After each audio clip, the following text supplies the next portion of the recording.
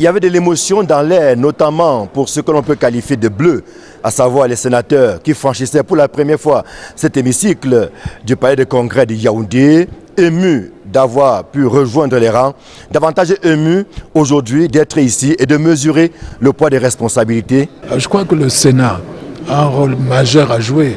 J'apporterai ma modeste contribution pour que les collectivités locales, justement, sentent que il y a des gens là-bas à Yaoundé qui discutent pour que tout se passe pour le mieux dans ces collectivités locales. En 2018, j'ai été recalée, mais je n'ai pas baissé de bras.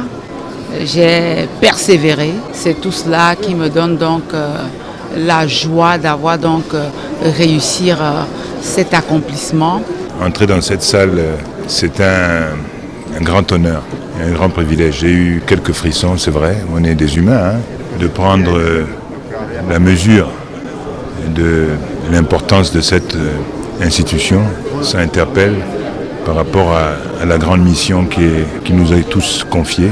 Les anciens sénateurs, eux aussi, n'étaient pas en reste. Bien qu'ils soient habitués à cet hémicycle, ils n'étaient pas moins émus, mais davantage, ils étaient motivés à accueillir les nouveaux sénateurs, à leur montrer le chemin, mieux la voie à suivre pendant la troisième mandature qui commence. Pas un pincement, on est habitué. J'occupe la même place que la saison dernière. Donc, je vois les nouveaux à côté là, on est très à l'aise. On va travailler ensemble, voir au fur et à mesure, travailler en fonction de ce qui va arriver.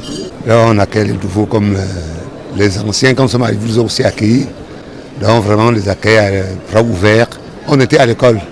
Bon, actuellement, quand nous revenons maintenant avec beaucoup d'intelligence dans la tête. Et c'est pour ça que vraiment, on va aussi guider les pas des nouveaux qui sont là. Pour cette session de plein droit et conformément au texte en vigueur, c'est le bureau d'âge qui a présidé les travaux. Un bureau d'âge constitué de 3 sénateurs, dont le plus ancien, à savoir René Zéguélé, et puis 2 jeunes sénateurs. Il a donné le ton des travaux qui s'ouvrent donc ce 11 avril 2023.